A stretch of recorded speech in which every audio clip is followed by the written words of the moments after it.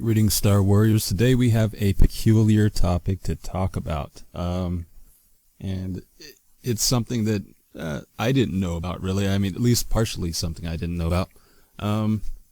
Apparently, Joseph Gordon-Levitt, a fairly famous actor, was in this movie, The Last Jedi. I had no idea. I've never seen Looper. I've never seen any of Rian Johnson's movies, but apparently Rian Johnson and Joseph Gordon-Levitt are good friends. So Rian Johnson allowed Gordon-Levitt to have a part in this movie. I don't know which part. But anyway, Joseph Gordon-Levitt has come to the defense of Rian Johnson, the Luke Skywalker, or the Jake Skywalker character, and The Last Jedi in general.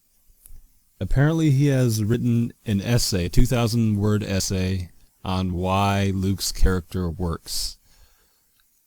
I have yet to see this essay. I haven't found a link to it or anything. I will have to Google it later. But the article I'm looking at right now, which is entitled Joseph Gordon-Levitt Defends Star Wars The Last Jedi, does give us sort of a small synopsis of some of, I guess, Levitt's better points. So I am going to read that, and then I'm going to search Google for the 2,000-word article he wrote. But let's start and jump into this real quick. Hollywood actor Joseph Gordon-Levitt has defended the latest entrant in the epic Star Wars franchise, The Last Jedi, in a 2,000-word essay after the movie proved hugely divisive among fans. In a post written on website Medium, the 36-year-old actor insisted that his secret cameo in the movie was not a reason for him to defend the flick, reports The Independent. Now, I don't see any way. I mean, there are like 100 movies out there coming out each year that he could defend, but he ends up defending the one he's in and the one his friend directed. So I just call BS on that. But let's move on.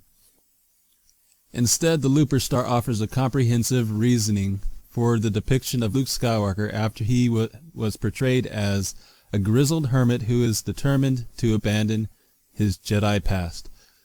I don't like the way that part of the article is worded.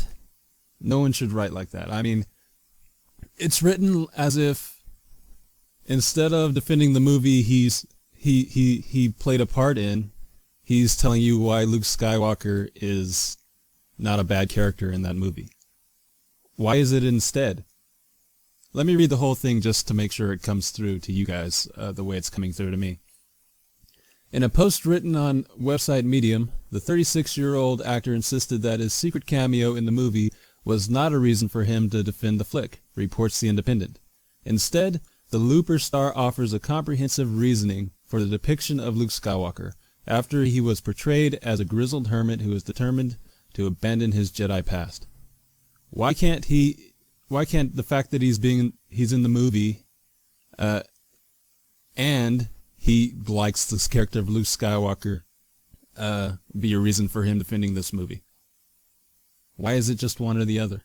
Doesn't make sense. Okay, let's move on.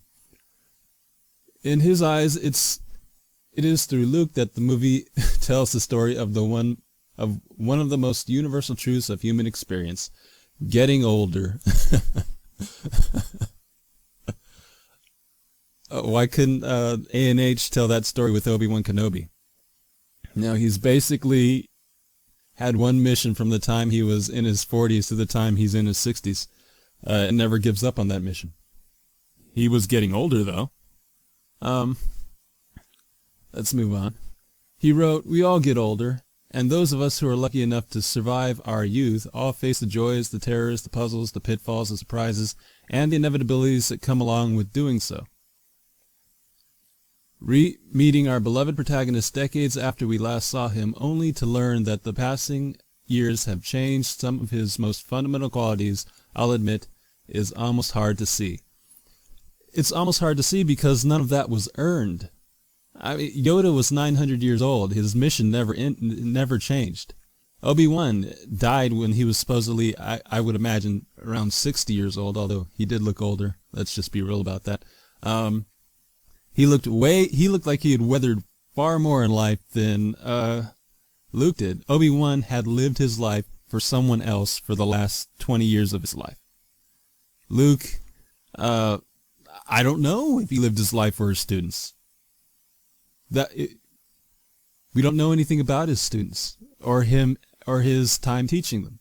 So, in essence, all that stuff that he's implying happened is unearned in this story.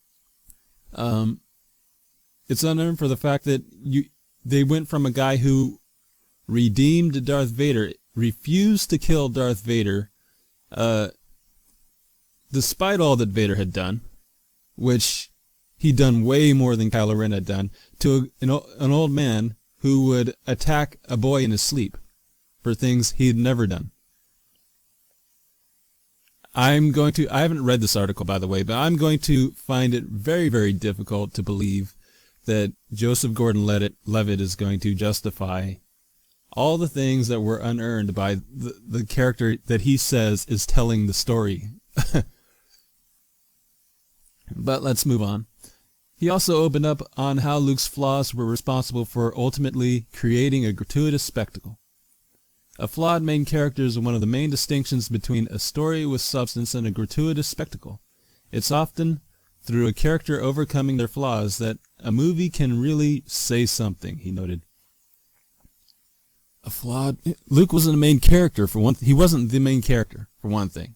For another thing, flaws have to be earned when you're dealing with a character who has been well established, and the character has existed for 40 years. Okay, explain that guy's flaws. Explain how he went from A, B, C, D to 100, 101, and 103. You know, explain that.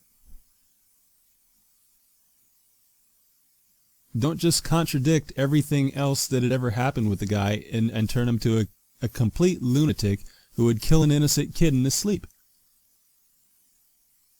To him, this is a story about the importance of not losing faith in the outside world, faith in your allies as well as your enemies, in the future as well as the past, in the next generation that will take your place, and yes, faith in your own damn self.